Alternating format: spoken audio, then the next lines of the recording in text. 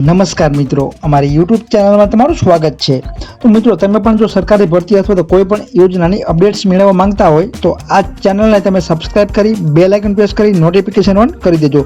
આટલું કરવાથી મિત્રો તમને રોજબરોજની જે અપડેટ છે તે મળતી રહેશે। તો ચાલો આપણે આજની જે અપડેટ છે તે જોઈએ। તો અહીં તમે સ્ક્રીન ઉપર જોઈ શકો છો, રાજ્યમાં જૂના શિક્ષકોની ભરતી પ્રક્રિયા અંતર્ગત શનિવારે શાળા ફાળવણી કરવામાં આવી છે।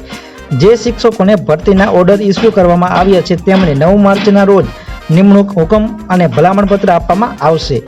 જો કે આ ભરતી પ્રક્રિયામાં શાળા ફાળવણી કરવામાં આવ્યા બાદ જો શિક્ષક હાજર નહીં થાય તો ભરતી પ્રક્રિયાની કાર્યવાહીમાં અવરોધ ઊભો કરવા બદલ માસિક રૂપિયા 5,000 પ્રમાણે 40 માસના કુલ રૂપિયા 2 લાખ શિક્ષકના પગારમાંથી કાપી સરકારમાં જમા કરવામાં આવશે।